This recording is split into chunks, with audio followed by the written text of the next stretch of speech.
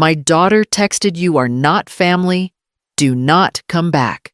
The next morning, I saw over 50 missed calls from her and her lawyer, urgently asking for contact. I exhaled slowly, a dry, bitter laugh escaping me, not of joy, but disbelief. My name is Evelyn Porter, 67 years old. The message arrived at 7:43 in the evening, just as I was folding the clean dish towels. The phone buzzed once, a soft vibration that barely broke the quiet of my kitchen. I wiped my hands, reached for the phone, expecting a simple check-in from Rowan, or maybe a photo of my grandson's latest drawing.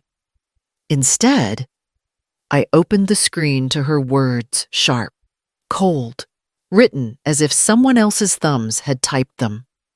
You are not family. Do not come back. We are moving on without you. I read the message twice, then a third time, because my mind refused to accept that the daughter I carried for 9 months, raised on my own, fought for, and forgave more times than I can count, had dismissed me as though I were an inconvenience she was finally done with. A strange stillness settled over me, not the kind that precedes tears, the kind that precedes decisions. My hands did not shake. My breath did not hitch. I simply set the phone down on the counter and let the weight of the words spread through my chest like cold water. Rowan had sent angry messages before accusations, blame, small punishments meant to remind me of everything she felt I owed her. But this was different. This was a severing, a clean cut. I walked to the dining table and sat, palms flat against the wood, waiting for the familiar ache of failure to rise. It did not come. Something else did, a slow, undeniable understanding. For years, I had held together pieces of her life that she never acknowledged. Paperwork, credit lines, the trust her name sat on because mine carried the weight hers could not. I had done it quietly, believing that mothers fill the cracks without being seen. But her message made one truth painfully clear. She no longer wanted the hand that held everything steady. The phone buzzed again, but I did not look. I needed a moment to let the cold clarity settle, to recognize the shift inside me. The part of me that kept fixing things had gone quiet. I stood, walked to the drawer where the trust documents were kept, and pulled them out one by one. By the time night settled fully against the windows, I knew exactly what chapter 2 of my life would begin, with letting go of what I had carried alone for far too long. Rowan wasn't always a voice that cut through me. There was a time when she clung to my hand at the grocery store, her little fingers curling into mine as if I were her whole world. Back then, it was just the two of us. I worked double shifts at the clinic, came home smelling of antiseptic, and still found the strength to braid her hair before school. Portland wasn't cheap even then, but we managed. I cooked, I budgeted, I skipped meals when I had to, and she never knew. One evening, when she was about 12, she asked, "Mom, why do we never go on trips like the other kids?" I told her. "Because we build our life first. Then we enjoy it." She nodded, trusting me without question. Trust became harder as she grew. The first real shift happened when she met Chase. He had an easy smile and grand ideas. He talked about opportunities, investments, the kind of life he believed he and Rowan deserved. I'd barely shaken his hand before he said, Rowan hesitated. "Mom, can we really do this?" "I'll explain the risks," Chase said quickly. Rowan nodded reluctantly, trusting him more than me. I remember the way Rowan looked at him, hopeful, dazzled. "It's just temporary. Mom, you know how expensive everything is." I laughed softly. I know exactly how expensive everything is. Over the next years, the requests grew. A car loan, a credit line, a small trust account for future plans. Each conversation carried a little more strain. There was a moment 2 years ago when I suggested they try waiting, saving a bit longer. Chase's smile tightened. Some people have families who push them forward, not hold them back. Rowan didn't defend me. She just said quietly, "Mom, I thought you wanted me to have a better life." I answered, "I still do, but something between us loosened that day. Something I couldn't name." She started calling less, visiting less, needing me only when money or paperwork stood in her way. By the time she sent the message that split my life in two, I realized she hadn't slipped away suddenly. She had been drifting for years, and I'd been too busy loving her to notice. Rowan used to say, "Mom, you always make things easier." She never knew how literal that was. The first time she and Chase asked for help, they came to my apartment with takeout containers and nervous smiles. Rowan spoke first. "We're short on tuition this quarter, just a little." Chase's hours got cut. Chase added quickly, "It's nothing huge. Maybe you could co-sign a small line of credit." "We'll pay it off fast," I agreed, because her eyes were tired and hopeful. The bank officer slid the papers across the table. Chase didn't read a word. Rowan whispered, "Thank you, Mom," as if gratitude could cover the weight I'd just lifted onto my own shoulders. A year later, it was a car loan. Chase said, "Reliable transportation is essential. You get that." When I hesitated, he leaned back and sighed. "Some parents want their kids to succeed." Rowan looked embarrassed. "Mom, please, we can't do this without you." I paused before each document, reading as carefully as I could, though their hopeful eyes made it harder to say no. Only after I understood the risks did I sign, hoping to give them security without losing myself. So I signed again. The trust came next. They wanted something for long-term stability. Chase called it a strategic foundation. Rowan said it would help them qualify for better opportunities. I didn't need the details. I just wanted her to feel secure, something I'd spent her whole childhood fighting to give. When they started the house application near the Willamette River, the loan officer told them they needed a guarantor with strong credit to finalize the approval. Chase didn't even blink. "Your mom can do it. She's always stepped in." Rowan nodded as if it were already settled. "Just until we're stable," she said. I remember answering quietly, "I hope stability comes sooner than you think." They didn't hear the strain in my voice. They never did. Every signature tied me tighter to their future, binding my finances to theirs, my credit to their decisions. And each time, I told myself the same thing. This is love. This is what mothers do.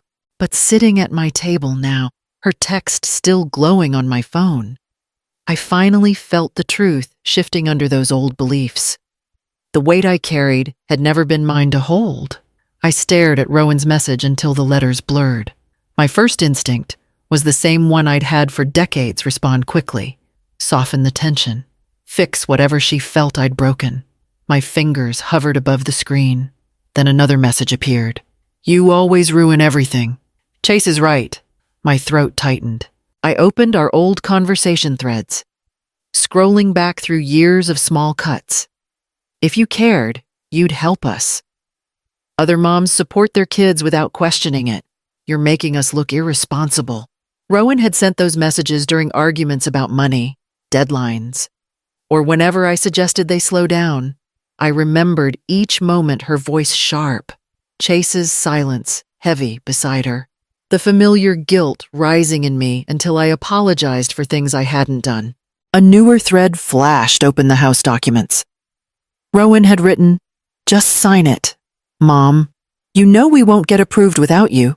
I'd replied, "Let me read it first." Then Chase, "It's a simple signature. Why make it difficult?" I closed my eyes. Their words felt louder now, echoing in the quiet of my living room. I whispered, "When did helping become something they felt entitled to?" The phone buzzed again. "Answer me. Then you owe us that much." I set the phone face down. It wasn't anger that stopped me from responding. It was something deeper.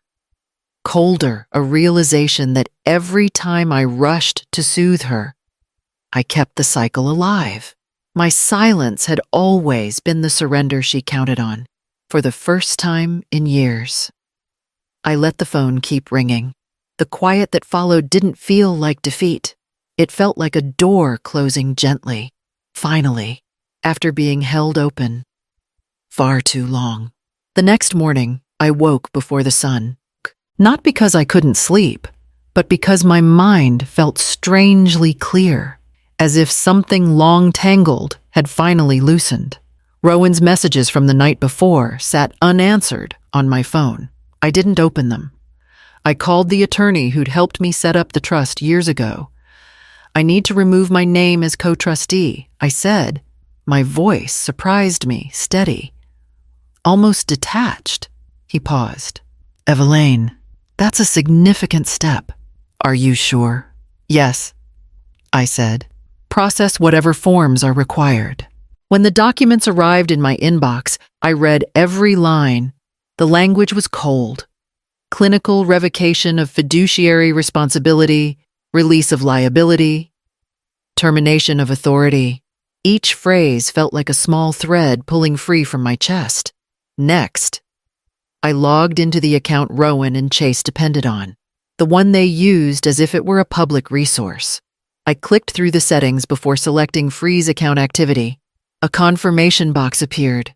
This action will prevent all withdrawals and transfers. Continue, I whispered. Yes. The system processed the request with a quiet ping. For the first time in years, the silence that followed didn't feel like something collapsing. It felt like something settling. My final call was to the mortgage officer handling their house application. A woman named Karina answered. Mrs. Porter, you're listed as the guarantor on the pending home loan. What can I help you with? I need to withdraw my guarantee, I said. Effective immediately. She inhaled sharply. Without your signature. The loan won't meet approval conditions. I understand. Should I notify the applicants? I said. They'll find out soon enough. After the call ended, my hands rested flat on the table. No shaking, no doubt. Only a quiet understanding that for years I'd mistaken sacrifice for love and obligation for devotion. I gathered the signed documents and placed them in a folder.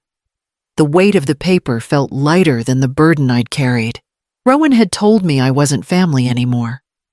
I had simply adjusted my place in her future to match the truth she'd chosen. And somewhere in the distance, I knew the first crack in her world had already begun. By late afternoon, the bank had confirmed my withdrawal. Rowan and Chase called frantically, confusion and panic creeping into their voices. Mom, the bank messed something up. They're saying the loan can't move forward. Call me. Now! Her voice cracked on the last word. I set the phone aside and made tea. 2 minutes passed before Chase texted. The mortgage officer said the guarantor withdrew. Fix this. I didn't reply.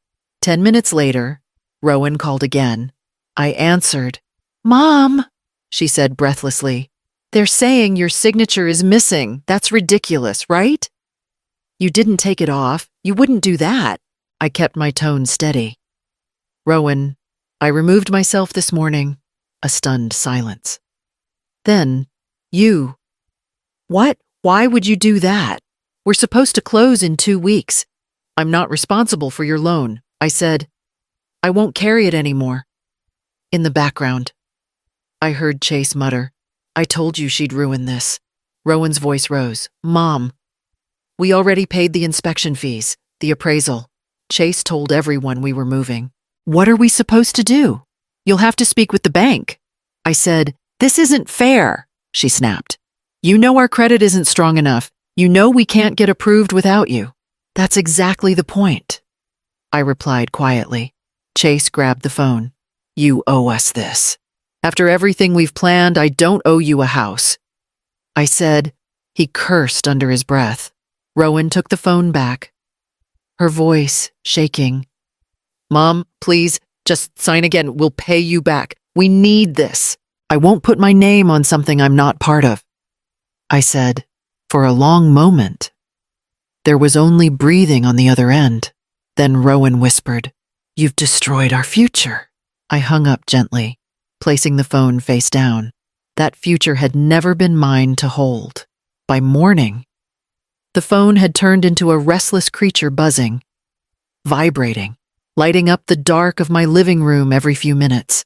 When I finally picked it up, the screen showed 52 missed calls. Rowan's first voicemail played automatically. "Mom, answer the phone. The bank said the application is suspended. They won't tell us why. Please call back." The next message was harsher. "Did you change something on the trust? They're saying funds aren't accessible. We have bills pending. This can't be happening." Then Chase's voice cut through. "You had no right to freeze anything. You think you can back out now. You're putting us in a financial hole. Fix it." I deleted the voicemail. Another call came through Rowan again. I let it ring. A text followed. "Mom, please. Chase is losing it. We need to talk." Then another from Chase. "You're playing a dangerous game. We can't survive without those accounts." I set the phone down, letting their desperation fill the room without touching me. At 8:30, an unfamiliar number called. I almost ignored it until a voicemail appeared. When I played it back, a clipped professional voice filled the room. "Mrs. Porter, this is attorney Caleb Sutter. I represent your daughter and son-in-law. We have a problem. Please return my call immediately." The message ended with static, as if even he didn't know how to continue. I put the phone aside and folded my hands in my lap. The frantic voices, the anger, the sudden pleading, they swirled around me like a storm I no longer felt responsible for calming. For the first time in years, none of it demanded a response from me. The quiet, oddly enough, felt like the beginning of something I'd been missing. Rowan insisted we meet in Laurelhurst Park, the same place she used to feed ducks as a child. When I arrived, she was already pacing near the benches, arms tight across her chest. Chase stood a few feet behind her, jaw clenched, sunglasses on despite the cloudy sky. Rowan rushed toward me first. "Mom, why didn't you answer?" "We've been calling you nonstop." "I know," I said. She blinked, thrown off by my calm. "Everything is falling apart. The loan is dead. The trust account is frozen.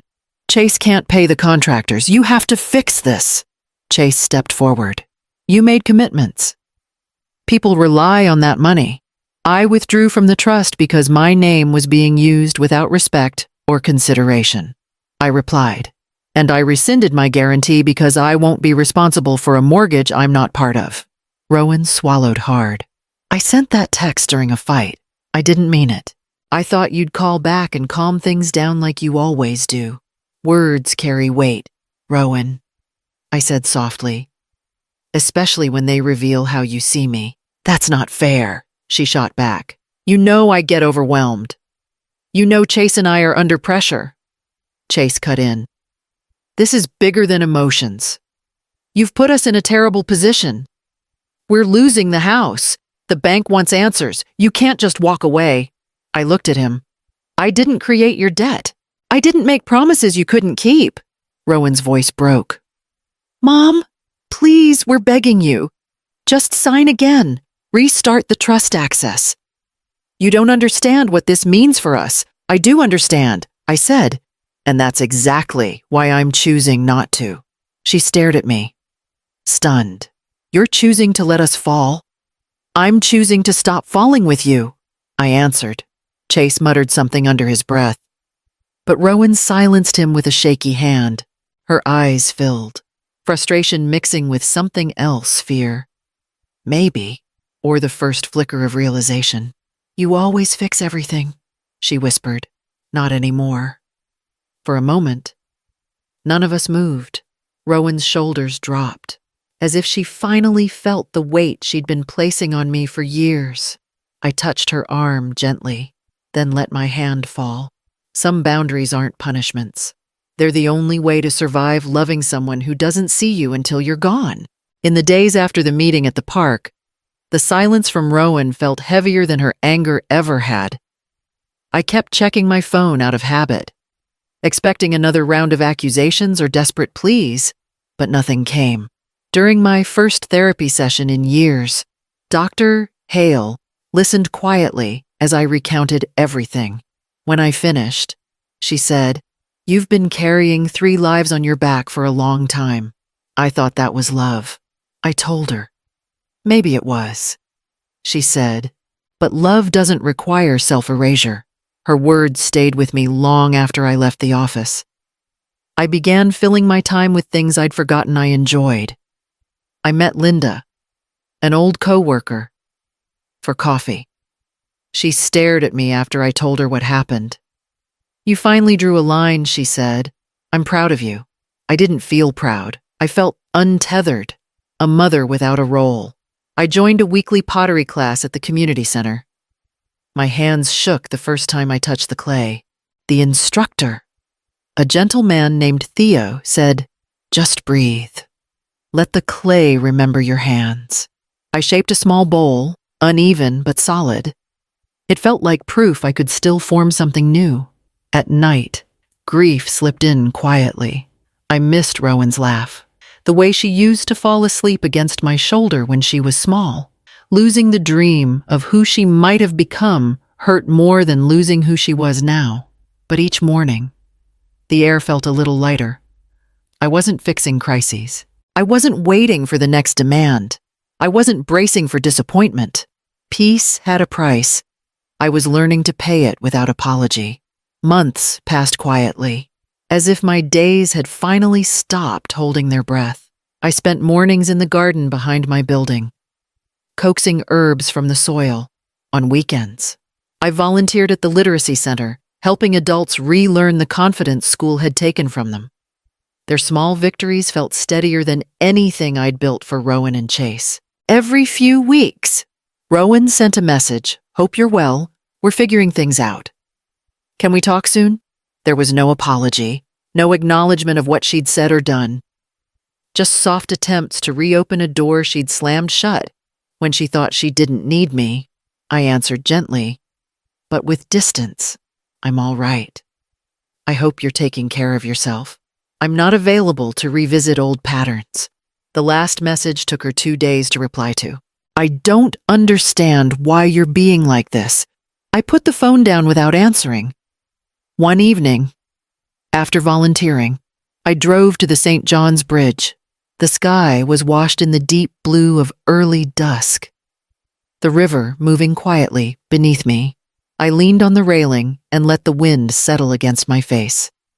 For the first time in decades, I wasn't waiting for anyone's permission to feel steady.